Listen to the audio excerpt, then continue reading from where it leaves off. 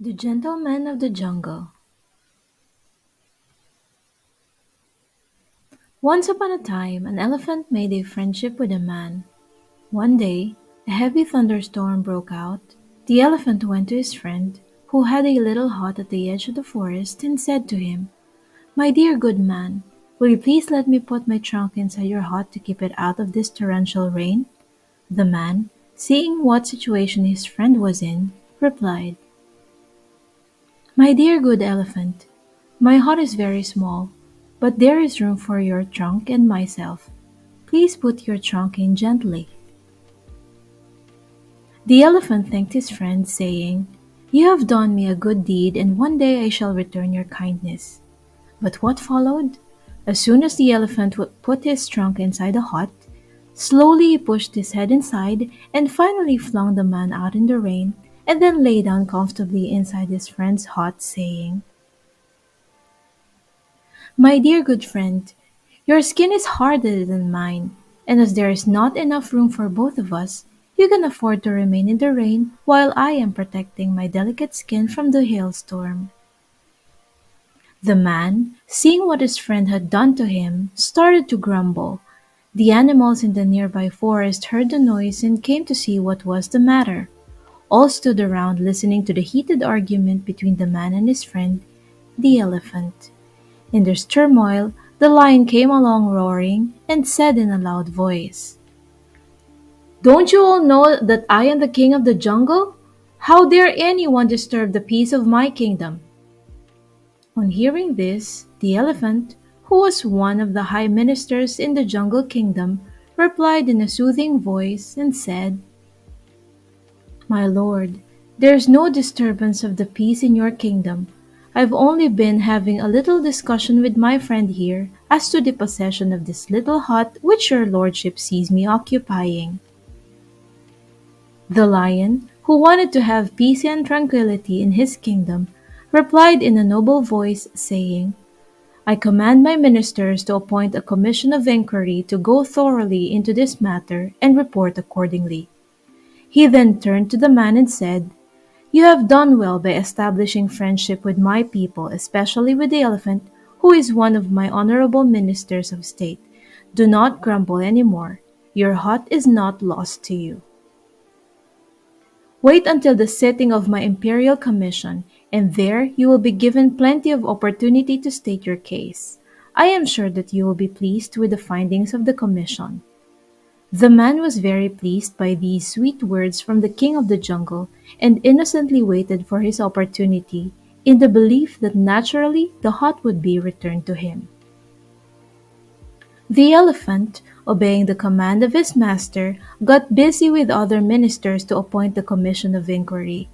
The following elders of the jungle were appointed to sit in the commission: Mr. Rhinoceros, Mr. Buffalo, Mr. Alligator, the Right Honorable Mr. Fox to act as chairman, and Mr. Leopard to act as secretary of the commission.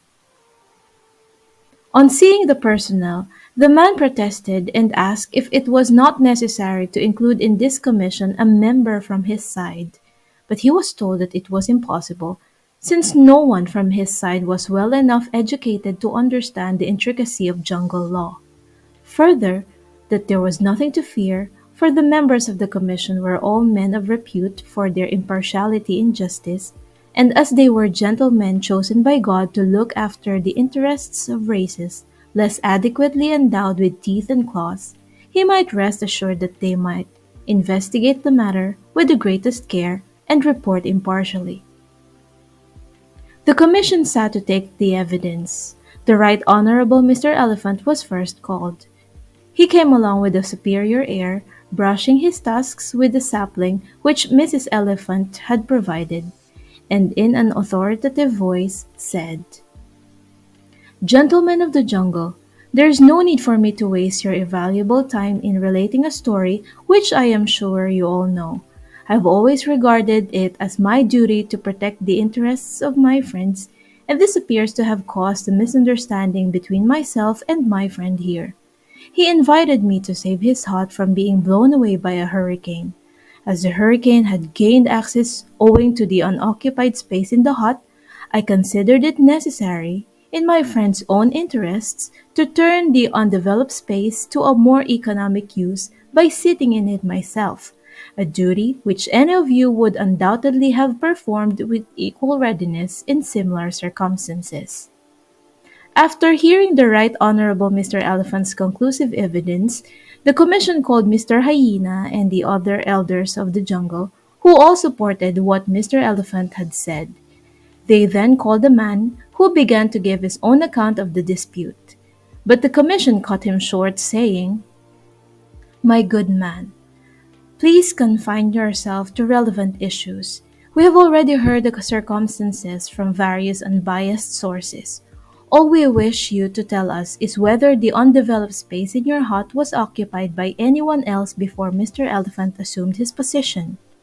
The man began to say, "No, but at this point, the commission declared that they had heard sufficient evidence from both sides and retired to consider the decision. After enjoying a delicious meal at the expense of the Right Honorable Mr. Elephant, they reached their verdict, called the man, and declared as follows: "In our opinion, this dispute has arisen through a regrettable misunderstanding due to the backwardness of your ideas. We consider that Mr. Elephant has fulfilled his sacred duty of protecting your interests.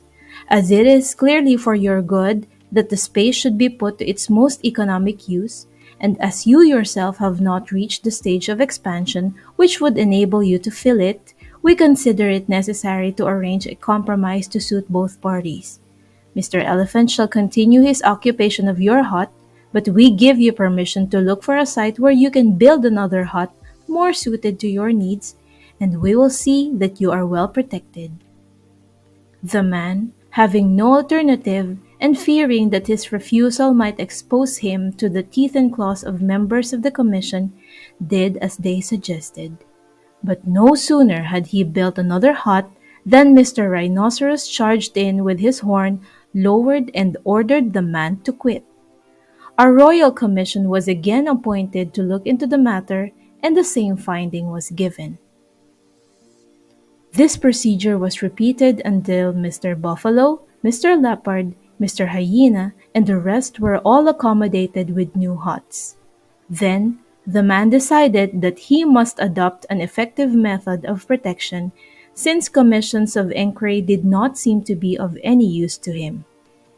He sat down and said, "Ngendati ngaga motegi," which literally means, "There is nothing that treads on the earth that cannot be trapped." Or, in other words, you can fool people for a long time, but not forever. Early one morning, when the huts already occupied by the jungle lords were all beginning to decay and fall to pieces, he went out and built a bigger and better hut a little distance away. No sooner had Mr. Rhinoceros seen it that he came rushing in, only to find Mr. Elephant was already inside, sound asleep. Mr. Leopard next came to the window. Mr. Lion, Mr. Fox, and Mr. Buffalo entered the doors, while Mr. Hyena howled for a place in the shade and Mr. Alligator basked on the roof. Presently they all began disputing about their rights of penetration, and from disputing they came to fighting, and while they were all embroiled together, the man set the hut on fire and burnt it to the ground, jungle lords and all. Then he went home, saying, "Peace is costly, but it's worth the expense," and lived happily ever after.